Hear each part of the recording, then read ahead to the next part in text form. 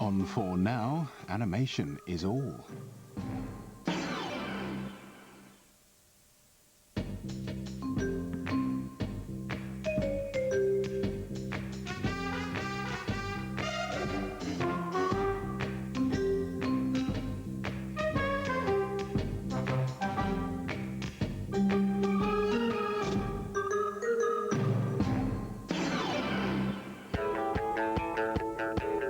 On Dope Sheet tonight, our examination of animation goes west to Vancouver.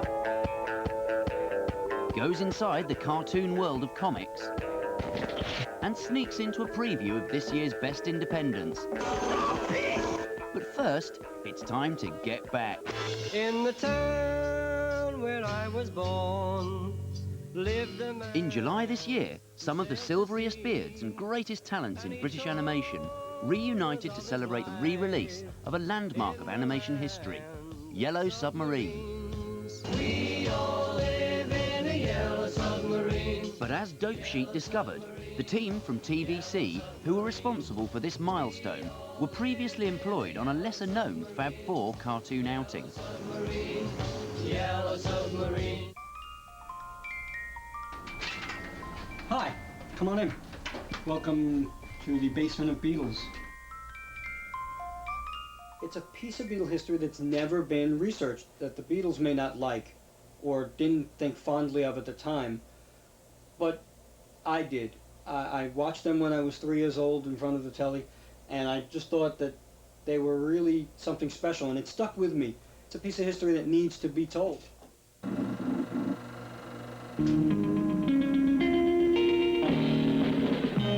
We did the series, the Beatles series, which ran in America for 2 years. Everybody went balmy over it. But the voices were dreadful, really. Now comes the part of the show which I enjoy best of all, the sing-along. That upset the Beatles, really. I think it upset us, actually.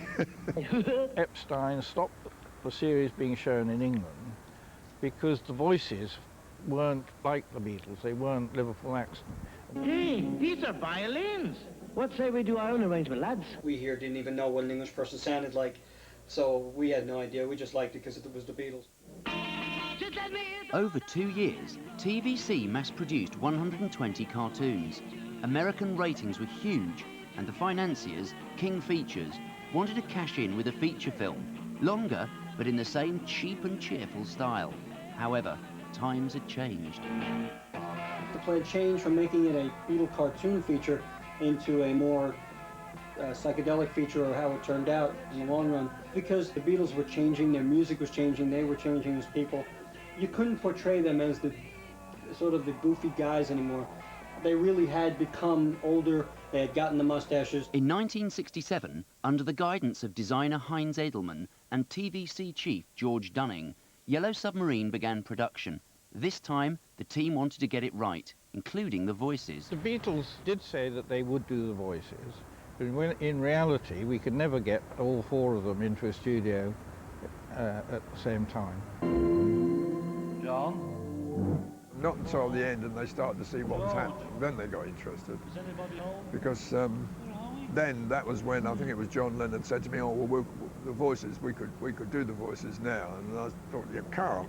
You know, it's all lip synced together and tied up." You could pass for the originals.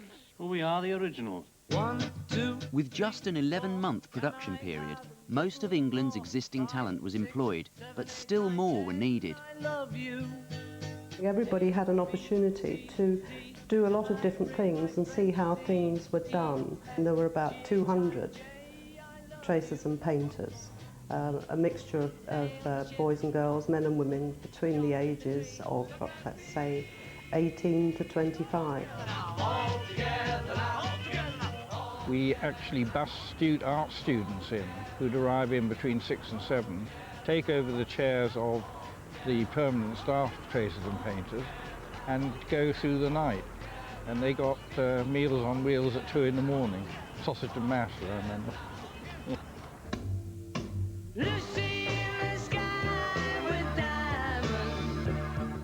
I believe there are lots of drugs about, but I never saw any.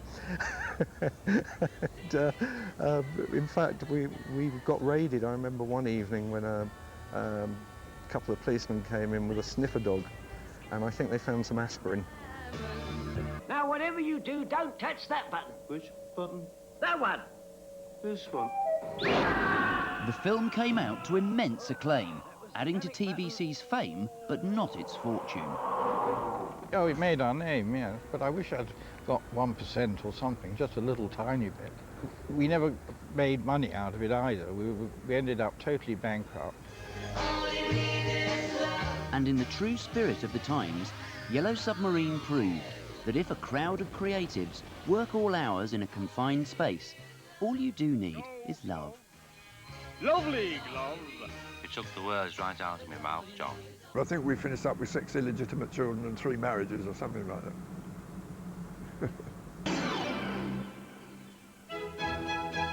Dope Sheet would like to fast forward to the future of animation. We asked members of the public to view some of this year's crop of independent animated films. And where better to watch them than Middle England's favourite retail therapy zone, Bluewater in Kent. Toby the Square Boy by Gary Hawkins. Ouch, Daddy. I'm not your daddy. Ouch! Now go and make a nuisance of yourself somewhere else, Square Boy, before I telephone the police. Basically, it's a boy that belongs to an orphanage and has run away from home, and he gets into all kinds of trouble. You've mister. Have you got any sweeties I could have? I'm really hungry. My mum and dad fetched me down south to see where Queen lives, but now they're gone. What does this say?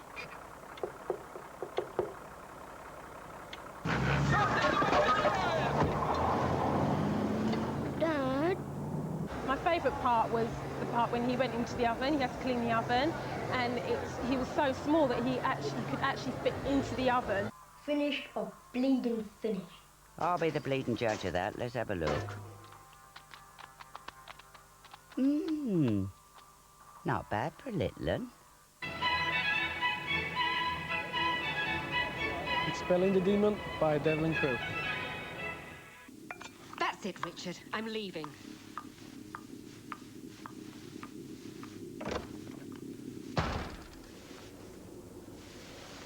Oh, come along, sport.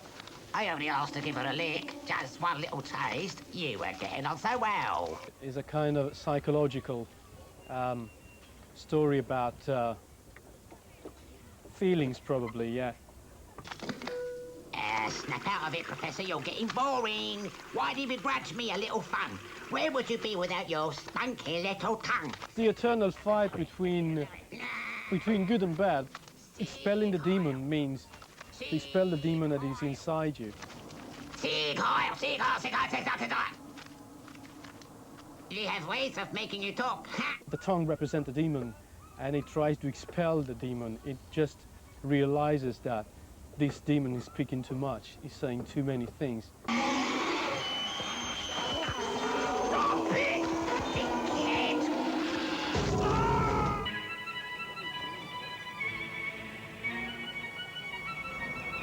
Akbar's Cheetah by Ian Gardner.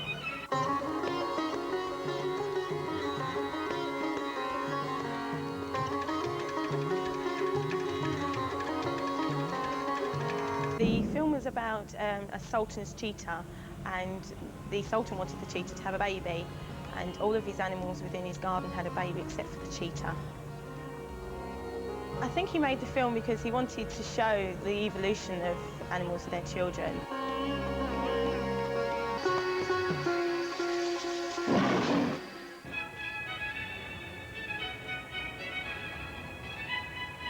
It was Little Dark Boat by Mike Booth.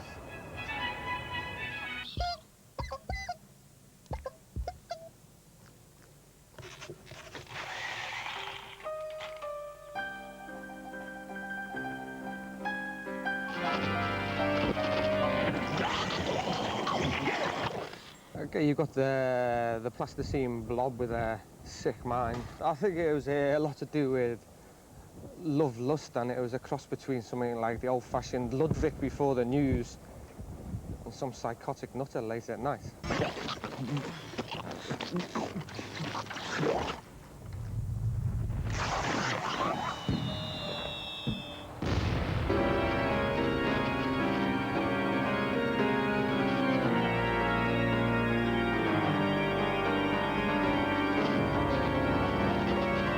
No, it was an interesting 5 minutes.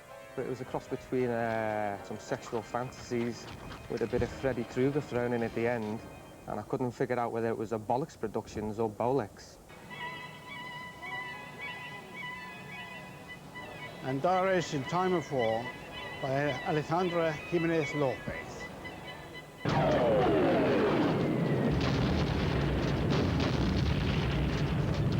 I think it's a film that's full of interest, a great variety of style in it.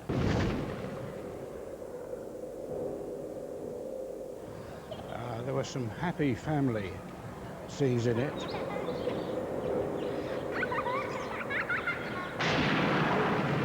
The other thing that I thought was impressive was it was apolitical. There was nothing political in it at all for me. It was just that perhaps you might say simple message, that the devastation that warfare costs to individual lives is immense. That was the message. Pretty moving.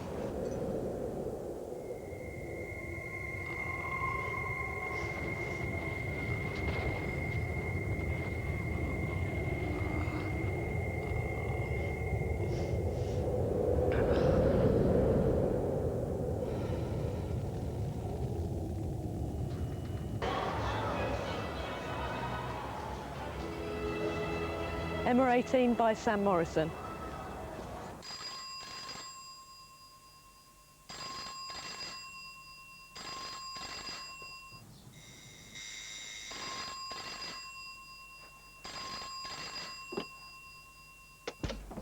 I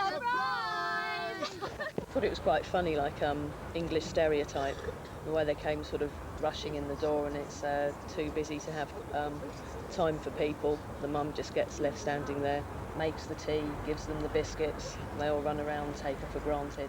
Tea? But she's got her own interesting secret life. Hello? Who is this? You disgusting little man. Who was it? What did they say? Hello? Some poor lost soul. After the break, Dope Sheet flips through underground comics and crosses the border to Canada.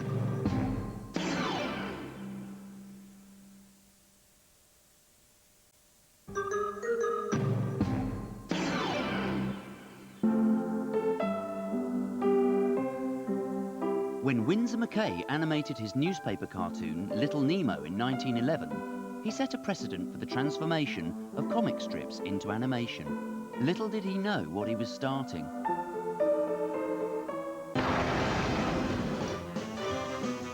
Since then, a plethora of comic strip creations have combined their day jobs on paper with animated starring roles on the screen.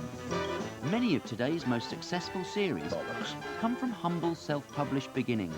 Dope Sheet went underground to see how cult comic creations make the change to animation. Well, here we are, we're all set, it's a capacity crowd, and we're ready for the World Championship stare-out final. I'm basically a very, very slow drawer, so I quite like the idea of using the same image. I did a comic called The House of Hatch where I had the main character, Sigmund Spassky, the champion, just like looking out at the viewer. And it was the time I was doing that I came up with the idea of two players like staring at each other. I think the TV gave it a new depth, actually adding movement, things like the streaker, things like the action replay were quite different. Yes, there it is. Yes, incredible, David. Spassky's produced an attack from nowhere when we were least expecting it. I think they basically wanted to keep it as near to the comic as possible, which I think they did. It was all about anticipation. Face value, when you look at it, you think, oh, you know, it's very still, nothing moves. Here. Oh, look at that! Uzian tried something there, David. Yes, but I think Solofka saw it coming all the way. Meanwhile, Roberta Gregory's character, Bitchy Bitch, is itching for some movement. I guess you'd call Bitchy Bitch a very realistic cartoon character, which is kind of an oxymoron. She is like really female. I mean, you know, she has cramps. I mean, you know, when she gets up in the morning, her body, I mean, you can almost smell her, you know. What kind of an idiot goes shopping this early on a Saturday morning? Oh, look at those lucky mannequins. Everything fits them. Lucky, lucky plastic. I'm just really kind of fascinated by this collaborative process because most of the comics I do, it's all my own work, it's all my own writing, all my own art. So I feel pretty secure with that. Well, you mannequins, I feel great about myself. Really freaking great! And I rather enjoy it when people kind of take the character and sort of add their own energy to it. As long as I have my comic book, damn it. So is animating graphic art just filling in the blanks between panels? The idea of animating an existing book like Arkham Asylum or one of the others, it's not a terrible idea. Arkham Asylum has a lot of stuff in it that is really not very literal at all. And the way that the book is laid out and the way the images work with each other, it's not just a film in still pictures. So long as there was a realization that the comic is the comic and there are certain aspects to it that we could adapt to film, but it really has to be rethought and restructured and made a film, made to work as a film, then great, you know, that could work perfectly well. In a coop, raised in a cage, children fear him critics rage. He's half alive, he's half dead, folks just call him Buckethead.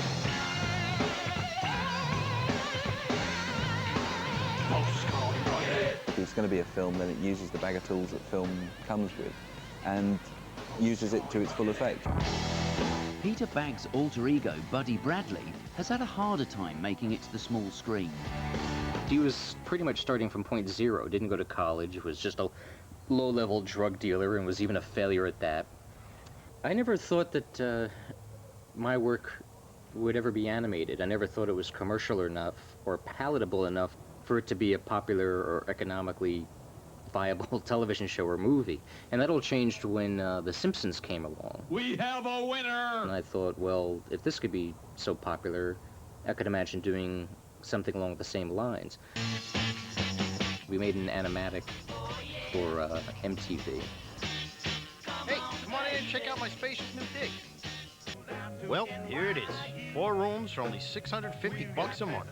They didn't wind up airing it. They had other shows they liked better that they aired. And then I just went through the same experience all over again with another cable station, HBO, and they also decided not to do it. No! Are you telling me my window of opportunity is just slammed shut? Afraid so, partner. You know, I still find it eminently doable. It's a simple matter of economics. There's more to it than that. It's the movers, the shakers, the cats with a vision that make the scene what it is. Yeah, oddly enough, the most successful and satisfying bit of animation that I ever was involved in was I was hired to do the character designs for these television commercials. There were these little 15-second TV commercials for Round Table Pizza.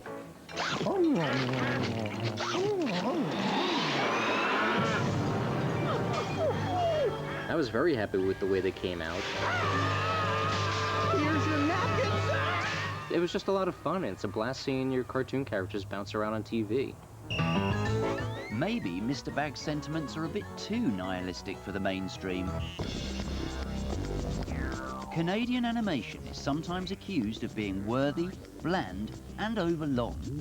Dope Chic put this theory to the test by paying a lightning visit to Vancouver, the indie capital of Canadian cartoons.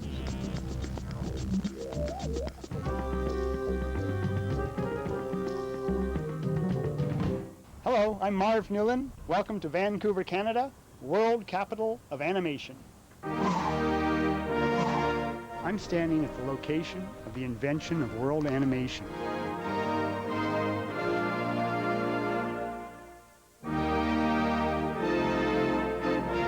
In 1886, one man cleared Vancouver's vast virgin forests with his bare hands.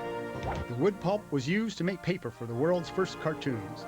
This man, Al Sens, is the founding father of world animation and the inventor of the legendary spit technique. You have a bottle of ink beside you, and you have a pen, and you draw a bit, right? Take a couple of pictures with a camera, and then when you want to advance the character and change it, instead of changing drawings or acetate as you normally would do, I'd rub out a bit of the drawing that I did there, and I'd redraw the character moving a bit on the same sheet of acetate, right? And I'd keep going like this. Well, that became known as the spit technique. Pretty well, if you wanted to know anything about this craft, you had to go out and do it. So in '58, I sort of went out and bought a camera, you know, Bolex. And then from there it just sort of grew, you know. I got commercial jobs, you know, commercials, TV commercials. Sir, do you mind if we engage in a sex act on the sidewalk? And I've always kept on, like I've always tried to make almost like one film a year, or you know, there's nobody out there to scream at me because, geez, you know, they got a broadcast date that comes on the air in 5 minutes, you know, that's gone.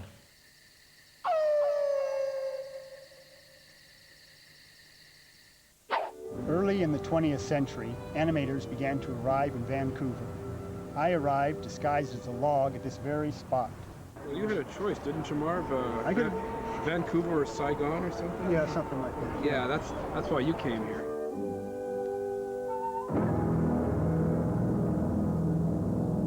With the huge profits from my first film, Bammy Meets Godzilla, I set up International Rocket Ship. Our prodigious output includes the haunting Dry Noodle.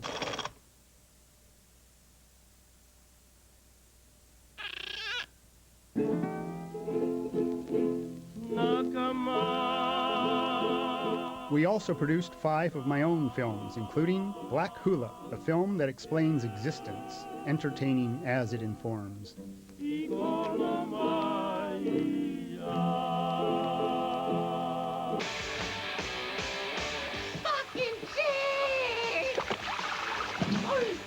Lupo the Butcher was considered offensive by some. But Rocket Ship was outschlocked by this film. Quiet, please. It's actually an old basic classic cartoon theme where a fellow's trying to get some rest. Only it takes it a little bit farther than most in his reaction to being disturbed.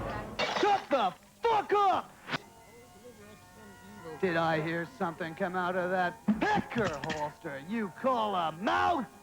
I think that little boy humor, it's so above board and it's so well known. Maybe someday there'll be naughty little girl humor too, that'll be just as annoying. And maybe the guys will then feel, I don't get this and this isn't funny to me. In fact, I find this a bit offensive. Your Name in Cellulite started as a woman attempting to change herself into the images that she saw in magazines and on television and in movies.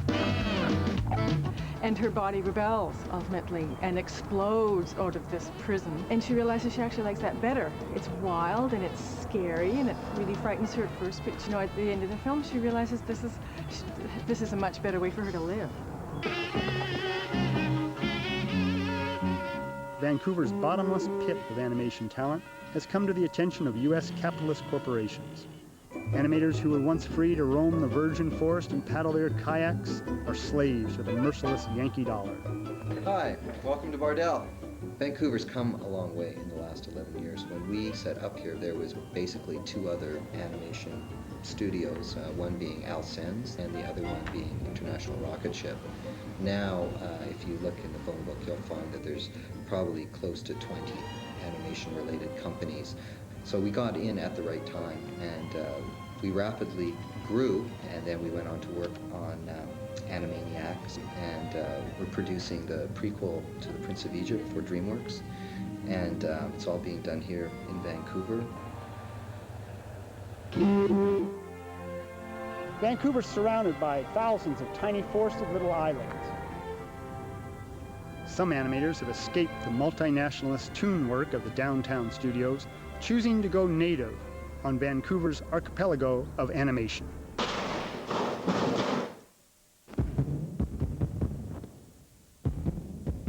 Well, I guess the films I make are animated experimental films using only just the film material itself. I don't use a camera or animation stands or anything.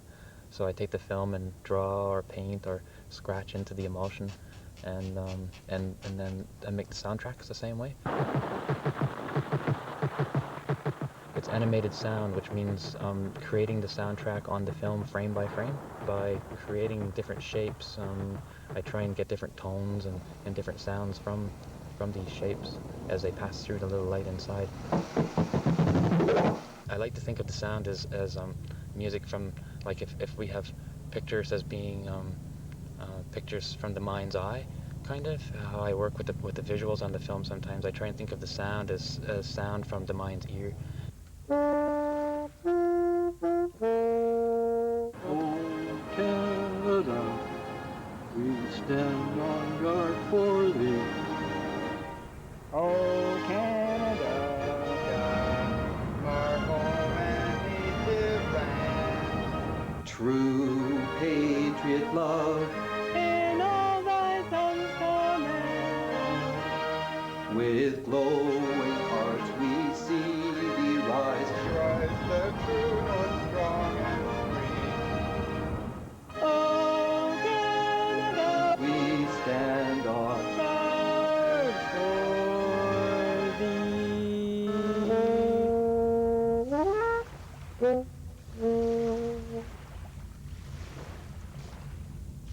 We'll be screening some of the film shown in tonight's programme after the break in Beyond Dope Sheet. Dope Sheet will be on again this Sunday when we investigate the hidden secrets of German animation. We look at Penelope Pitstop's role as a gender warrior, and we uncover the secret of America's unsung genius. But first, here's a film from a Canadian student, Jakub Kostecki. Disbelief he watched. The babka beat him black. Milos schemed to find a moment, to untie him from the track.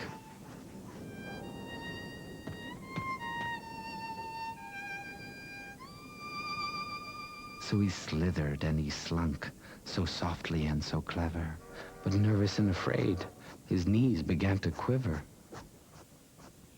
And when the babka noticed that the goat had been set free, she erupted like Mount Etna as approached her five. Milos knew that babka's wrath would prove to be his end, but he took some consolation in the fact he saved his friend. Then in that final moment, out of nowhere, the goat sprang, and he knocked the big mean babka inside the clangety-clang. And the train just kept on rolling, with the babka in the back.